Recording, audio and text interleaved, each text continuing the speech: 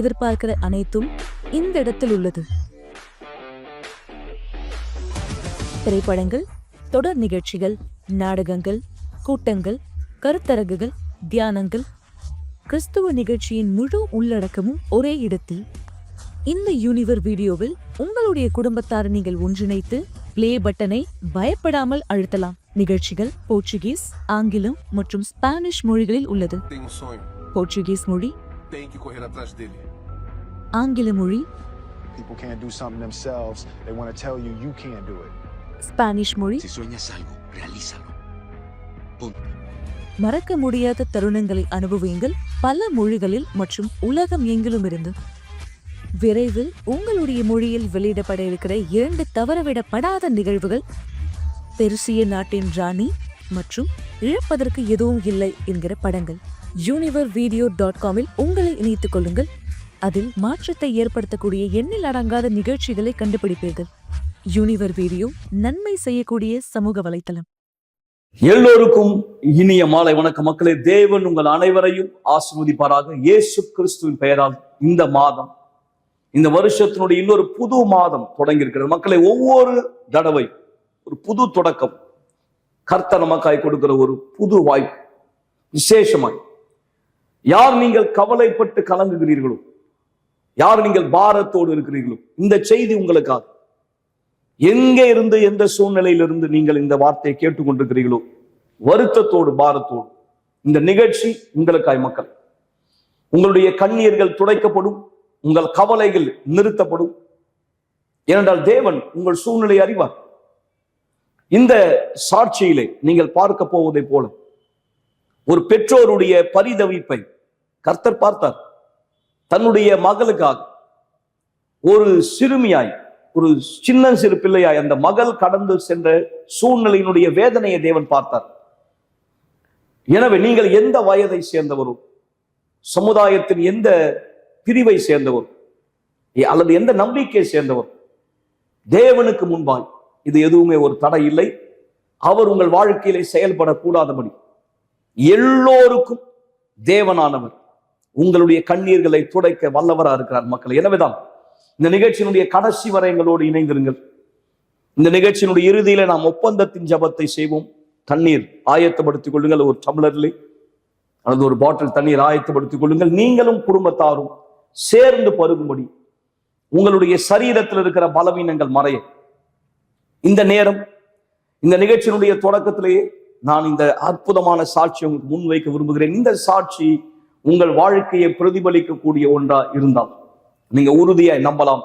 இந்த குடும்பத்திற்கு, இந்த தம்பதியருக்கு இந்த அற்புதத்தை செய்த அதே தேவன் நிச்சயமாய் உங்களுக்கும் செய்ய வல்லவரா இருக்கிறார். சாட்சி கவனிக்கலாம். இவ தான் லீஸ். அவள் ரொம்ப அமைதியான பொண்ணு. அவளுடைய 45 நாள் வரைக்கும், 45வது நாளில் அவளுக்கு வயிறு வீங்க ஆரம்பிச்சுது. மலம் கழித்ததில் அவளுக்கு பிரச்சனை வந்தது. நேரம் செல்ல செல்ல அவளுக்கு அது இன்னும் கடினமாக இருந்தது.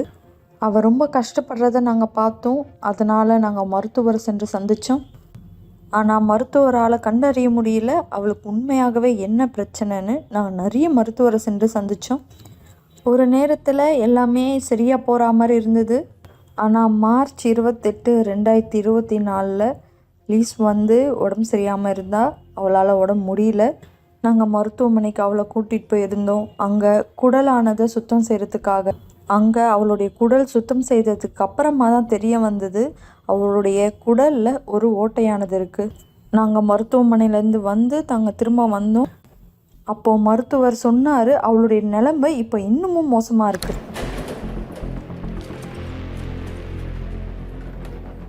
அவளுடைய வயிறு 9 மாதம் கர்ப்பிணியாக இருக்கவங்க வயிறு மாதிரி வீங்கிட்டே இருந்தது. நேரம் கடந்து செல்ல சூழ்நிலை ரொம்ப மோசமாக இருந்தது. அந்த நேரத்தில் டியூட்டியில் இருக்க மருத்துவர் அறுவை சிகிச்சை செய்ய ஒத்துக்கலை. அப்போது மருத்துவர் என்கிட்டயும் என் கணவர்கிட்டையும் சொன்னார், அவளுடைய உயிருக்கு ஆபத்துன்னு. அவள் ஒரு அதிர்ச்சி நிலைமைக்கு சென்று கொண்டிருக்கான்னு சொன்னார். அவளுடைய வயிற்று பகுதியிலேருந்து கால் வரைக்கும் நீல நிறமாக மாறிடுச்சு. இனிமேவும் ரத்த ஓட்டமானது இல்லை.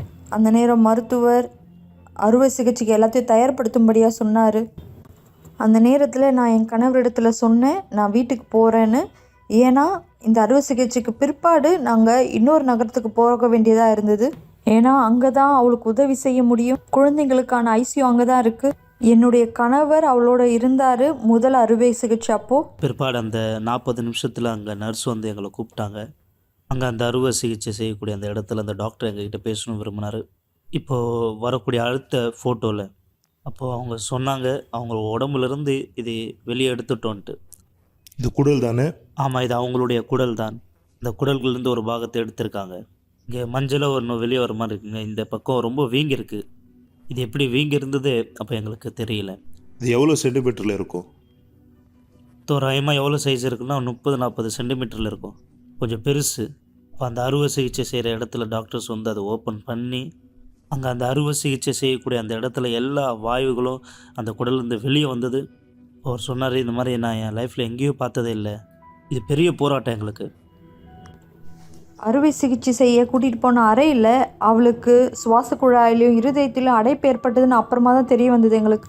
அவளை திரும்பவும் உதவி செஞ்சு அவளுக்கு அறுவை சிகிச்சை செஞ்சாங்க. இது எல்லாத்துக்கும் பிற்பாடு எல்லா மருத்துவருடைய ஒரே கவலை அவளுக்கு நிறைய விளைவுகளானது வரும்னு. ஏன்னா அவங்க யாருக்குமே தெரியாது எவ்வளோ நேரம் அவளுடைய சுவாச குழாயும் அவளுடைய இருதயமும் துடிப்பு நிற்கப்பட்டதுன்னு.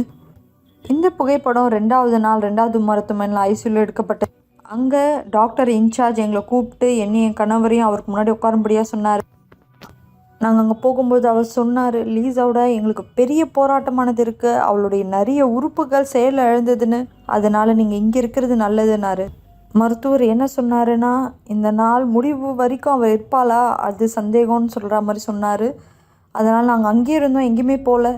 அவள் சிறுநீர் கழிக்கிற அந்த பையோடு இருந்தால் அந்த வடிவு குழாயோட ஒரு வடிவு குழாய் வந்து அவளுடைய கழுத்துக்கிட்டே இருந்தது. மொத்தம் 14 மிஷின்கள் அவளை சுற்றி இருந்தது. அவளுடைய ரத்த அழுத்தமானது 6-8 இருந்தது. இருதய துடிப்பு 170லேருந்து 190 வரைக்கும் இருந்தது. 3வது நாள் அவளுக்கு அதிகமான ஜுரமானது இருந்தது. அப்போ மருத்துவர் எங்களுக்கு விளக்கி சொன்னார், அவருக்கு பொதுவான தொற்று ஒன்று வந்திருக்குன்னு. அவள் அந்த தொற்றுனால் பாதிக்கப்பட்டிருக்கா, அந்த தொற்று அவளுடைய சரீரத்தில் இருக்குன்னு மருத்துவர் எங்கள்கிட்ட சொன்னார். அப்போ என் பொண்ணை பார்த்து டாக்டர் வெளியே வந்து சொன்னார், இனிமேல் பொண்ணு திரும்ப வர மாட்டா. அப்போ இது எங்களுக்கு ரொம்ப வேதனையாக இருந்தது, மிகப்பெரிய போராட்டமாக இருந்தது. இருதய மருத்துவர் தான் அவளை பார்த்துக்கிட்டாங்க. அவளை 3வது மருத்துவமனைக்கு மாற்றணும்னு சொன்னாங்க. ஏன்னா அவளுடைய கிட்னி இனிமேலும் வேலை செய்யலை. அவள் 12 நாள் மருத்துவமனைக்கு இருந்த பிற்பாடு ஒரு நாள் நள்ளிரவில் எங்களை அழைச்சாங்க ஐசியூவுக்கு. நள்ளிரவு நேரத்தில் எங்களை அங்கே அழைச்சாங்க. நள்ளிரவில் அழைக்கிறாங்கன்னா அது ஒரு நற்செய்தி இல்லைங்களா? அது நாங்கள் விரைந்து சென்றோம், அங்கே ஓடணும். நாங்கள் அந்த மிஷின்களுடைய சத்தத்தை கேட்டோம். மருத்துவர் இங்கேயும் அங்கேயும் ஓடிட்டு இருந்தாங்க, யாருமே எங்கள்கிட்ட பேசலை. அப்போ அங்கே பொறுப்பாளராக இருந்த அந்த மருத்துவர் எங்கள்கிட்ட சொன்னார், லீஸ்னுடைய அம்மா அப்பாவா நீங்கள்? அவளுடைய வயிறு திறக்கப்பட்டு அவளுடைய குடல் வெளியே வந்ததுன்னு. அந்த சமயத்தில் தான் டாக்டர் வந்து பேசினார், நான் திரும்ப ஆப்ரேஷன் செய்யக்கூடிய ரூமுக்கு போகிறேன், அவங்க திரும்ப வரமாட்டாங்க அப்படின்னு சொன்னார். ஏன்னா அவங்களுடைய சூழ்நிலை ரொம்ப மோசமாயிடுச்சு. இப்போ மயக்க மருந்து கொடுக்க முடியாது, ஏற்கனவே ரொம்ப மயக்கத்தில் அவங்க இருக்காங்கன்னாங்க. அவள் 22லேருந்து 23 கிலோ இருந்தா, ஆனால் இப்போ 15 கிலோ தான் இருக்கா. உங்களுக்கு எத்தனை வயசு இருக்கும்? அவளுக்கு 9 வயசு ஃபஸ்ட்டு. 1 மணி நேரம் கழித்து நான் மருத்துவமனைக்கு போனேன். நான் எந்த அறையில் இருந்தேனோ அங்கே போனேன். நான் அங்கே பைபிளை எடுத்தேன். எனக்கு கொஞ்சம் அந்த பைபிளை எடுத்து தரீங்களா? நான் அப்போது தேவனிடத்தில் பேசினேன், என் தேவனே, உண்மையாகவே லீஸ்னுடைய வியாதியும் அவளுடைய வலியும் நீங்கள் சுமந்தீங்கன்னா, நம்முடைய மீறுதலின் நிமித்தம் அவர் காயப்பட்டு, நம்முடைய அக்கிரமம் நிமித்தம் அவர் நொறுக்கப்பட்டு நமக்கு சமாதானம் உண்டு பண்ணினார். லீஸ் குணமாக்கப்பட்டார். வார்த்தை மேல தான் விசுவாசமா இருந்தீங்க. நான் இந்த வார்த்தைகளை சேர்த்தேன் ஃபர்ஸ்ட். ஒவ்வொரு நாளும் நாங்கள் இந்த வசனத்தை எடுத்து அவங்களுடைய காதில் கேட்கும்படி வைத்து, அங்கே வந்து டாக்டர்ஸ் வந்து சொல்லுவாங்க, அவங்க இந்த மயக்கத்தில் இருக்காங்க, அவங்களுக்கு ஒன்றுமே இப்போ கேட்காது, நீங்கள் எது சொன்னாலும் அவங்களுக்கு கேட்காது. ஒவ்வொரு நாளும் இந்த வார்த்தையை தான் நாங்கள் பார்ப்போம். நான் விசுவாசத்தின் எல்லா ஆயுதத்தையும் பயன்படுத்தினேன். நான் ஒன்றை கூட விடலை. நாங்கள் உண்மையாகவே இப்படி தான் வாழணும். எங்களோட முழுமையை பீடத்தில் அர்ப்பணித்தோம். நாங்கள் தேவனோட ஒரு பொருத்தனை பண்ணோம். இஸ்ரவேல் சிறப்பு நிகழ்ச்சி வந்தது. நாங்கள் எங்களுடைய எல்லாவற்றுமே அர்ப்பணித்தோம். நாங்கள் பீடத்துக்கு மேலே போகும்பொழுது எங்களுடைய எல்லா கவலைகளையும் அர்ப்பணித்தோம். எங்களுடைய எல்லா கவலையும், எங்களுடைய எல்லா கசப்பையும், நாங்கள் எங்களுடைய எல்லா பிரச்சனையும் தேவனிடத்தில் அர்ப்பணித்தோம். நாங்கள் சொன்னோம், எங்கள் தேவனே, என்னுடைய தகப்பனே, எங்களுக்கு உறுதி இருக்குது, நீங்கள் மட்டும்தான் இது செய்ய முடியும். அந்த நேரம் எந்த பணமுமே அவளுக்கு உதவி செய்ய முடியல. அங்கே சரியா இதுதான். அதாவது நாங்கள் காரு விற்றோம், வீடு விற்றோம், எங்களுடைய எல்லா காரியங்களையும் விற்றோம், எல்லாத்தையும் நாங்கள் விற்றோம் அந்த ஊரில். ஆனால் எதுவுமே எங்களுக்கு நடக்கலை. ஆனால் எப்போ தேவனிடத்தில் ஒப்பு கொடுத்தோமோ தேவன் மட்டும்தான் சூழ்நிலை மாற்றினார். நான் அங்கே சென்றடைந்தேன். அது மதியான நேரமாக இருந்தது, 29ஆம் தேதி. நான் அவளை பார்க்குறதுக்காக போனேன். அப்போ அங்கே இருந்த எல்லா மருத்துவரும், எல்லா நர்ஸும், எல்லோருமே அவள் இருக்க அந்த அறைக்கு போயிட்டு இருந்தாங்க. நான் அப்போ சொன்னேன், எனக்கு ஒன்றுமே புரியல. நான் சொன்னேன், என் தேவனே, அவளுக்கு என்ன நடக்குதுன்னு என்னால் நம்ப முடியல. அப்போ நான் உள்ள ஐசியூக்குள்ளே போனேன். நன்றி என் தேவனே. என் ஜெபத்துக்கான பதிலானது கிடைத்தது. நான் எப்படி கேட்டனோ அதே மாதிரி தேவன் எனக்கு செஞ்சார். நான் மருத்துவமனைக்கு போனேன். என் மகள் அந்த நாள் அந்த பெட்டில் தான் இருந்தா. ஆனால் அவள் நல்லபடியாக சுவாசிச்சுட்டு இருந்தா. அங்கே இருந்த எல்லா நர்ஸ், எல்லா டாக்டருமே ரொம்ப உணர்ச்சி வசப்பட்டாங்க. கொஞ்ச நாளுக்கு பிற்பாடு அவள் நல்லபடியாக சாப்பிட ஆரம்பித்தா, நல்லா பேசினா. அப்பத்துலேருந்து எந்த சைடு எஃபெக்டும் இல்லை, ஒன்றும் இல்லை, ஒரு தடவை கூட வரல. அவங்கள பொறுத்த வரைக்கும் ஒவ்வொரு நாளும் ஆச்சரியத்துக்குரியது. மருத்துவர்கள் நிறுத்தி ஒரு நிமிஷம் அவளை பார்த்து உண்மையாகவே அவள் ஒரு அதிசயம்னு சொன்னாங்க. மொத்தமாக 42 நாள் அவள் ஐசியூவில் இருந்தா. அவள் மருத்துவர் இடத்துல சொன்னா, டாக்டர், நான் ஐசியூலேருந்து நடந்து போகிறேன். அப்போ மருத்துவர் சொன்னாங்க, லேஸ், இல்லை, நீ ரொம்ப ஒல்லியாக இருக்க, உன்னால் செய்ய முடியாது. அவள் சொன்னா, இல்லை டாக்டர், நான் படுக்கையில் இருந்தேன், நான் உள்ளே இருந்தேன், ஆனால் இப்போ நான் நடந்து போகிறேன் இங்கிருந்து. 42 நாள் பிற்பாடு அவள் சொன்ன மாதிரி அவள் நடந்து வெளியே வந்தா. யார் அது வர்றது இங்கே? யாரு? இவன் தான் லைஸ். எலைஸ், நல்லா இருக்கியா? நல்லா இருக்கியா? 42 நாள் ஐசியூலையும் 47 நாள் மருத்துவமனையில் இருந்தால் இந்த மாபெரும் நாள் தேவனுக்கு வாக்களித்தபடியே முதல் நாங்கள் சென்ற இடம் ஆலயம், பீடம் மட்டும்தான். அவள் எங்கள்கிட்ட சொன்னா, நான் பீடத்தையும் என்னுடைய தகப்பனுடைய வீட்டையும் ரொம்ப தவற விட்டேன்னு. ஆமாவா? சந்தோஷமா இருக்கியா எலைஸ்? எதுக்கு? ஏன்னா தேவன் என் வாழ்க்கையில் அதிசயம் செஞ்சிருக்கார். உண்மைதான். ஆமால, முழுமையாக்கப்பட்டிருக்கு.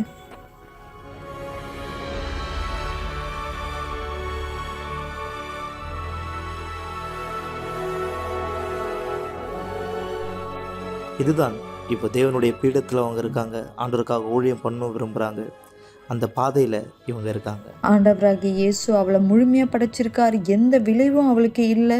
அவளுடைய வாழ்க்கை இப்போ சமாதானமாக இருக்குது. கடைசியாக அவளுக்கு எடுத்த சில டெஸ்ட்டில் அவள் முழுமையாக குணமாக்கப்பட்டிருக்கான்னு மருத்துவர் சொன்னார். அவள் இப்போ ஃபிசிக்கல் ஆக்டிவிட்டி செய்கிறா, ஸ்விம்மிங் போகிறா, கிட்டார் கற்றுக்கிறா. இப்போ ஜனவரியில் அவள் யூடிஎஃப் போகிறா. தேவனுக்கு நன்றி, அவள் அதிகம் விசுவாசமுள்ள குழந்தையாக இருக்கா. இன்றைக்கி அநேக மக்கள் எங்களை பார்க்க விரும்புகிறாங்க. ஏன்னா அதே பிரச்சனை அவங்களுக்கு இருக்குது. எங்களால் அந்த மக்களுக்கு உதவ முடியும், அவங்களுக்கு உதவியை பெற வழியை காட்ட முடியும். எனவே சொல்கிறதுக்கு வேறு எந்த வார்த்தையும் இல்லை, நன்றியை தவிர. ஒவ்வொரு நாளும் 24 மணி நேரம் வெறும் நன்றியை சொன்னால் மட்டும் போதாது. ஏன்னா தேவன் என்னுடைய வாழ்க்கையில், எங்கள் குடும்பத்தினுடைய வாழ்க்கையில் செய்த காரியம். பரிசுத்த ஆவியானவர் எனக்கு உதவி செய்தார். அவர் என்னை தேற்றினார். எனக்கு உறுதியாக தெரியும், பரிசுத்த ஆவியானவர் இல்லைன்னா என்னால் இதை கடந்து போயிருக்க முடியாது. பரிசுத்த ஆவியானவர் அடித்தளமாக இருந்தார். நான் எல்லா வழிகளையும் கடந்து செல்றதுக்கு எனக்கு உதவி செய்தார். தேவனுக்கு நன்றி. பதிலானது இங்கே இருக்குது. நாங்கள் கற்றுக்கிட்டோம் ஆண்டருடைய பீடத்தின் மேலே. எல்லாமே தேவனுடைய பீடம் தான் எங்களுக்கு. தேவனும் அவருடைய பீடமும் எதுக்கும் நம்மளுக்கு கடன்பட்டதில்லை.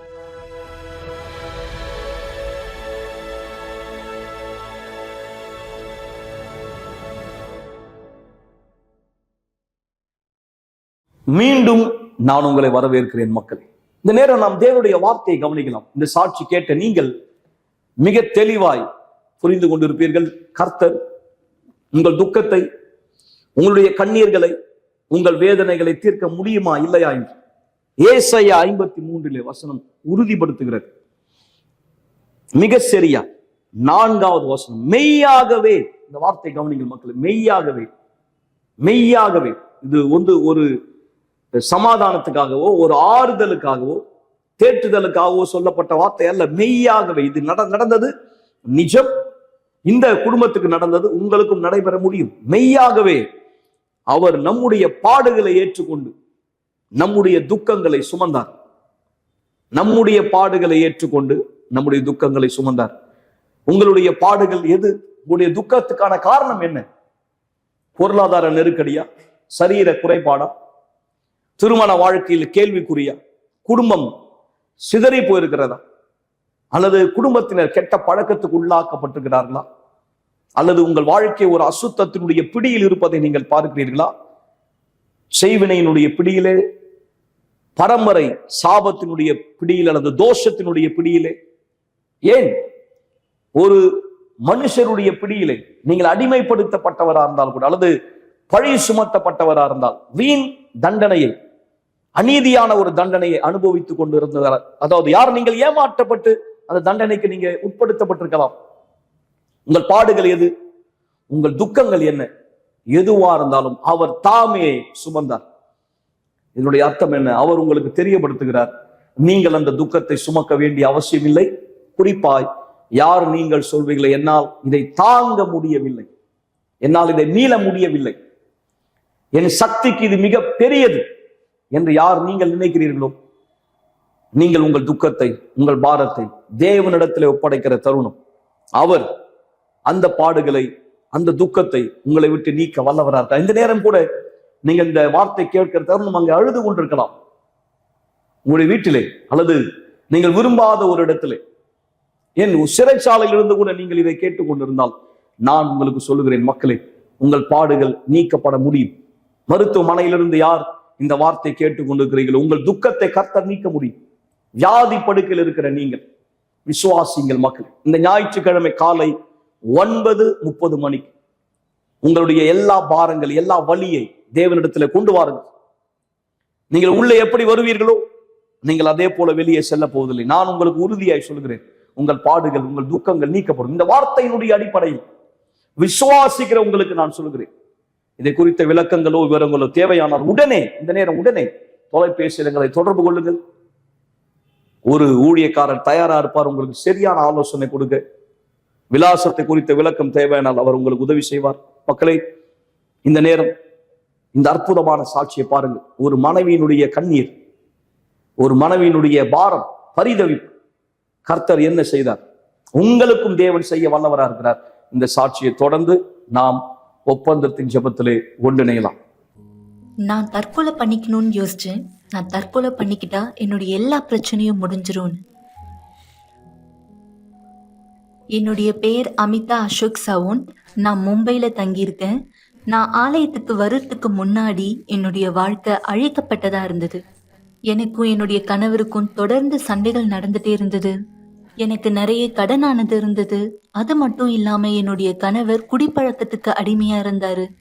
என்னுடைய கணவருக்கு வேற ஒருத்தவங்க கூட உறவானது இருந்தது. அதனால நான் ரொம்பவே கஷ்டப்பட்டேன். எனக்குள்ள நான் வெறுமையை உணர்ந்தேன். எனக்கு தற்கொலை பண்ணிக்கணும் போல இருந்தது. நான் தற்கொலை பண்ணிக்கிட்டா என்னுடைய எல்லா பிரச்சனையும் முடிஞ்சிரும். இந்த சண்டை தொடர்ந்து ஒவ்வொரு நாளும் மோசமா மாறிட்டு இருந்தது. நாங்க பதில்களை தேடிட்டு இருந்தோம், எந்த ஒரு வெற்றியும் இல்லாம. இந்த சண்டை ஒவ்வொரு நாளும் மோசமானதா மாறிட்டு இருந்தது. எங்களால எதுவுமே செய்ய முடியல. நான் ஆரம்பிச்சேன். பதிலானது நான் தற்கொலை பண்ணிக்கிறது மட்டும்தானு. நான் 3 தடவை தற்கொலை பண்ணிக்க முயற்சி செஞ்சேன். முதல் தடவை நான் விஷத்தை குடிக்கணும்னு முயற்சி செஞ்சேன். 2வது தடவை பல மாத்திரைகளை நான் எடுத்துக்கிட்டேன். 3வது தடவை கிருஷ்ணாயில என் மேல ஊத்திக்கிட்டேன், என்னை நான் எரிச்சுக்கிறதுக்காக. ஆனா இது எதுவுமே வேலை செய்யல. நான் காப்பாற்றப்பட்டேன். நாங்கள் 2 பேருமே எங்கள் பசங்க முன்னாடி தான் சண்டை போட்டுப்போம். என்னுடைய பொண்ணு இதை பார்த்ததுனால எங்ககிட்ட சரியாக பேசுறது கூட கிடையாது. அவள் இப்படியா உணர்ந்தா? என்னுடைய அம்மாவும் அப்பாவும் எப்பவும் சண்டை போட்டுட்டு தான் இருக்காங்க. மக்கள் எங்களை பார்க்கும்போது எங்களை பார்த்து அவங்க சிரிப்பாங்க. இவங்களுக்கெல்லாம் எதுவும் மாற போகிறது கிடையாது, இவங்க எப்படி இருக்காங்க பாரு, இவங்க வீடு எப்படி இருக்குன்னு பாரு, இவங்களுக்கு போட்டுக்க ஒரு நல்ல துணி கூட இல்லைன்னு இப்படியா மக்கள் என்னை பார்த்து சிரிப்பாங்க.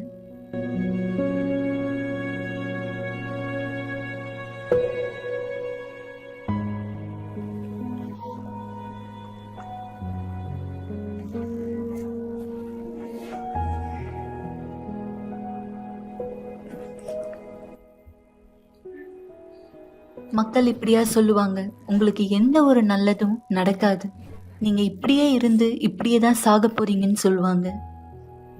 என்னுடைய குடும்பத்தார் கூட எனக்கு மரியாதை தரல, அவங்க என்னை புறக்கணிக்கிறத போல என்னை நடத்துனாங்க. நான் என் குடும்பத்தார் கூட இருக்கிறதுக்கு பதிலா நான் தனியாவே இருக்கலான்ற மாதிரி உணர்ந்தேன். என்னுடைய வாழ்க்கை சோகத்தால நிரப்பப்பட்டிருந்தது. நான் இப்படியாக யோசிச்சேன், இனி எதுவுமே மாறப்போறது இல்லை, எந்த வெற்றியும் நான் பார்க்க போறது இல்லைன்னு. நான் இப்படியாக யோசிச்சேன், நான் ஒரு ஏழையாவே இருந்து ஏழையாவே சாக போறேன்னு. நான் சந்தோஷமே இல்லாத மாதிரி உணர்ந்தேன். என் கணவர் வீட்டுக்கு வரும்போது என்னை போட்டு அடிக்க ஆரம்பிப்பாரு. அவருடைய வேலையில ஏதாவது பிரச்சனை அப்படின்னா அந்த கோவத்தை எல்லாத்தையுமே என் மேல காட்டிடுவாரு. என்னை அசிங்கமா திட்டுவாரு. நான் இப்படியா உணர்ந்தேன், இனியும் என்னால இதெல்லாம் ஏத்துக்க முடியாதுன்னு. சில நேரத்துல அவர் என்னை ரொம்ப அதிகமா அடிப்பாரு. அவர் அடிக்கிற அடியில என்னால எழுந்துக்க கூட முடியாது, அந்த மாதிரி அடிப்பாரு.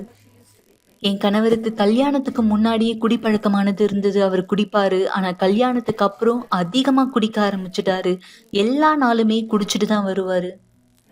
ஒரு நாள் கூட அவர் குடிக்காம வீட்டுக்கு வரவே மாட்டாரு. நான் இப்படியாக கூட யோசிச்சிருக்கேன், என் கணவருக்கு பிடிச்ச மாதிரி நான் என்னை ட்ரெஸ் பண்ணிக்கிட்டேன் அப்படின்னா அவர் என்னை பாராட்டுவாருன்னு. ஆனா ஒரு நாளா அவர் என்னை பாராட்டினது கிடையாது. என்னை எப்பவுமே வெளியே கூட்டிட்டு போனது கிடையாது. ஏன் அவருடைய உறவினர்களுடைய வீட்டுக்கு கூட என்னை கூட்டிட்டு போக மாட்டாரு. அவர் எப்பவுமே என்னை மதிக்க மாட்டாரு. அவரு என்னை எங்கேயுமே வெளியே கூட்டிட்டு போக மாட்டாரு. ஒரு மரியாதையோட என்னை எங்கேயுமே கூட்டிட்டு போனதே கிடையாது. நான் பல நேரம் என்னுடைய வீட்டிலேயே தான் அடைஞ்சு இருப்பேன். என்னுடைய நண்பர் ஒருத்தவங்க யுனிவர்சல் ஆலயத்தை பத்தி சொன்னாங்க. அது ஒரு வெள்ளிக்கிழமையா இருந்தது. அப்போதான் நான் முதல் தடவை வந்திருந்தேன். அது ஒரு வெள்ளிக்கிழமை கூட்டமானதா இருந்தது. நான் அந்த கூட்டத்துக்கு போகும்போது பிஷப் இப்படியாக பேசிட்டு இருந்தாரு. எந்த ஒரு நபர் சண்டை போடுறாங்களோ அப்ப அந்த நேரம் நம்ம அமைதியா இருக்கணும்ன்றது அங்க பிஷப் பேசிட்டு இருந்தாரு. இதை நான் எனக்கான ஒண்ணா எடுத்துக்கிட்டேன். ஏன்னா யாராவது என்கிட்ட சண்டை போடுறாங்க அப்படின்னா நானும் அவங்க கிட்ட திரும்ப சண்டை போடுவேன். நான் இந்த வார்த்தையை கேட்கும்போது நான் சொன்னேன், இல்ல, நான் தான் மாறணும், நான் தான் முதலாவது மாறணும். நான் சண்டை வரும்போது அமைதியா இருக்கணும்னு நான் வீட்டுக்கு போனேன். நான் வீட்டுக்கு போகும்போது என்னுடைய கணவர் குடிச்சிட்டு இருந்தாரு, என்கிட்ட சண்டை போடணும்னு தயாரா இருந்தாரு, என்கிட்ட கெட்ட வார்த்தையெல்லாம் பேசினாரு. நான் சொன்னேன், இல்ல, நான் எதுவுமே சொல்லல. அந்த நாள் நான் எதுவுமே சொல்லல. எங்களுடைய சண்டை முடிஞ்சிருச்சு. அவரும் அந்த சண்டையை முடிச்சிட்டாரு. அந்த நாள் ரொம்ப அற்புதமா போச்சு. அதற்கு பிறகு நான் புதன்கிழமை கூட்டத்துக்கு வந்திருந்தேன். அப்போ பிஷப் பேசினாரு, நீங்க எல்லாரையுமே மன்னிக்கணும்னு. என்னால என்னுடைய குடும்பத்தார மன்னிக்க முடியல. ஆனா அந்த புதன்கிழமை கூட்டத்துல நான் கத்துக்கிட்டேன், இதை தான் நான் தியாகம் பண்ணணும்னு. இது உண்மையாவே ரொம்ப கடினமானதா இருந்தது. இது எனக்கு ரொம்பவே கடினமான ஒரு தியாகமா இருந்தது. ஏன்னா என்னால அவங்கள மன்னிக்கவே முடியாம இருந்தது. எப்பெல்லாம் நான் அவங்கள பாக்குறேனோ அப்ப நான் அதிகமா கோவப்படுவேன். ஆனா அந்த நாள் நான் அவங்கள மன்னிச்சேன். நான் சொன்னேன், தகப்பனே, இது எனக்கு ரொம்பவே கடினமான ஒண்ணு, நான் அவங்கள மன்னிக்கிறது. ஆனா நான் உங்களுக்காக தாகமா இருக்கேன், நான் புரிஞ்சுக்கிறேன், மன்னிப்பு எனக்கு தேவைன்னு. அந்த நாள் நான் அவங்கள மன்னிச்சேன். அதே நாள்ல தான் நான் பரிசுத்தாவியை பெற்றுக்கொண்டேன். அந்த ஒரு சந்தோஷத்தை என்னால வார்த்தைகளால சொல்ல முடியல. அது என்னன்றதை என்னால சொல்ல முடியல. அது எல்லாவற்றிற்கும் மேலானது. அது ரொம்பவே கடினமானது. அந்த ஒரு உணர்வை வெளிப்படுத்துறதுன்னு சொல்லும்போது அது நம்மளால வெளிப்படுத்த முடியாது. நான் பல நாள் எனக்குள்ள ஒரு வெறுமையை உணர்ந்த, வெறுமையா இருந்தேன். ஆனா எப்ப பரிசுத்தாவி எனக்குள்ள வந்தாரோ எனக்குள்ள ஒரு சந்தோஷம், சமாதானம் இருந்தது. நான் ரொம்ப சந்தோஷத்தை உணர்ந்தேன். நான் இஸ்ரவேல் சிறப்பு நிகழ்ச்சியை பத்தி ஆலயத்துல கேள்விப்படும் போது நான் யோசிச்சேன், என்னுடைய கணவரை நான் பீடத்துல தியாகமா அர்ப்பணிக்கணும்னு. நான் மாறிட்டேன். ஆனா என்னுடைய கணவர் இன்னமும் அதே போலதான் இருக்காரு. அதனால இந்த சிறப்பு நிகழ்ச்சியில நான் என்னுடைய கணவரை பீடத்துல அர்ப்பணிச்சேன், அவருடைய வாழ்க்கை மாற்றத்துக்காக. அந்த சிறப்பு நிகழ்ச்சியில நான் நிறைய விஷயத்த செஞ்சேன். நான் என்னுடைய கணவருக்காக சொன்னேன், ஆண்டவரே, நானும் என் கணவரும் சேர்ந்து வருவோம் எங்களுடைய தியாகத்தை இந்த பீடத்தின் மேல வைக்கிறதுக்காகன்னு. யாருமே எங்க கிட்ட இப்படியாக சொல்லல, நீங்க தியாகம் பண்ணணும்னா இதை பண்ணணும், இப்படியாக செய்யணும், இதைதான் அர்ப்பணிக்கணும்னு. நான் தேவனிடத்துல இருந்து கேட்டேன்.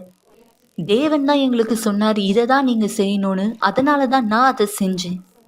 நான் ஒரு குறிப்பிட்ட தொகையானதை எடுத்தேன். நான் அந்த தொகையை எடுத்து நான் பீடத்துல தியாகமானது செஞ்சேன். என்னுடைய கணவரையும் நான் தியாகம் செஞ்சேன். இன்னைக்கு என்னுடைய கணவர் விசுவாசத்தினுடைய கணவரா இருக்காரு. அவரு மாறிட்டாரு. இனியும் என்னுடைய கணவர் எந்த ஒரு கெட்ட பழக்கத்துக்கும் அடிமையா இல்ல. அவரு ஒரு தேவனோட மனுஷரா இருக்காரு. தேவனுடைய ஊழியத்தை செய்றாரு. இன்னைக்கு நாங்க குடும்பத்தோடு சந்தோஷமா ஆசீர்வதிக்கப்பட்டு இருக்கோம். என் குடும்பம் ஆசீர்வதிக்கப்பட்டிருக்கு. ரொம்ப அதிகமா ஆசீர்வதிக்கப்பட்டிருக்கு. நான் இனியும் அதே அமிதாவா கிடையாது. என் கணவரும் முன்பிருந்த கணவரை போல கிடையாது. அவர் இன்னைக்கு என்ன அதிகமா நேசிக்கிறாரு. நாங்க இன்னைக்கு இங்க இருக்கோம். நாங்க 2 பேருமே தேவனுடைய ஊழியத்தை செய்யறதுக்காக, 2 பேருமே பாத்துக்கிறதுக்காக தேவன் தான் எங்களுடைய வாழ்க்கையில முதலாவதா இருக்காரு. நான் இங்க வரும்பொழுது என்னுடைய குடும்பமும் என் திருமண வாழ்க்கையும் உயிர்ப்பிக்கணுன்றதுக்காக தான் நான் இங்க வந்தேன். ஆனா நான் யுனிவர்சல் ஆலயத்திற்கு வரும்பொழுது நான் உண்மையை கற்றுக்கொண்டேன். இன்னைக்கு பரிசுத்தாவி மட்டும்தான் எல்லாத்தை விட சிறந்தது, எல்லாவற்றிற்கும் மேலானது. அதை தவிர வேற எதுவுமே கிடையாது.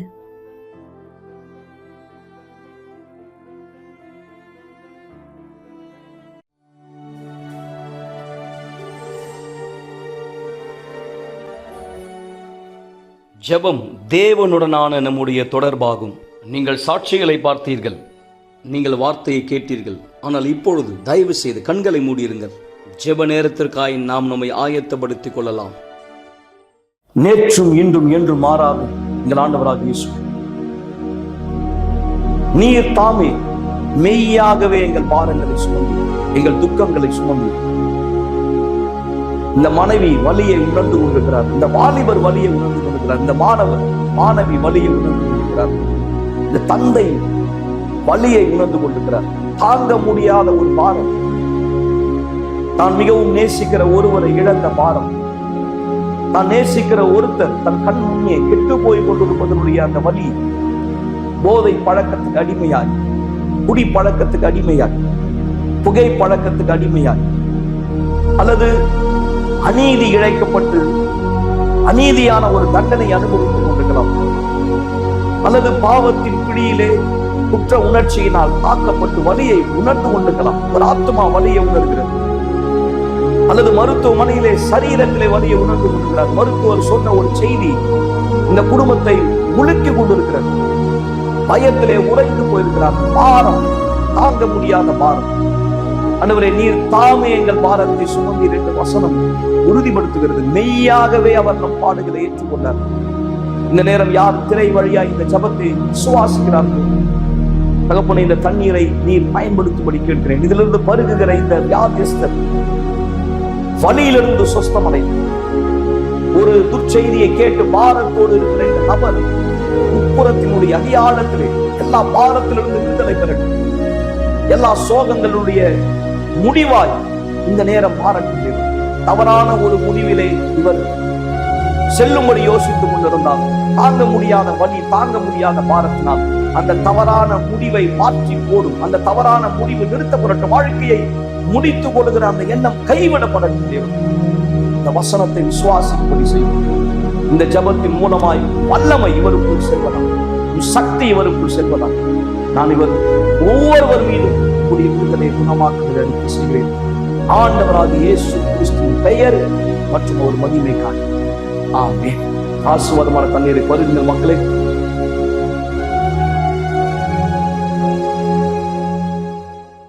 உங்கள் தாகம் தணிவதை போல உங்கள் பாரம், வலி உங்களை விட்டு நீக்கப்பட்டிருக்கிறது. நான் விசுவாசிக்கிறேன்.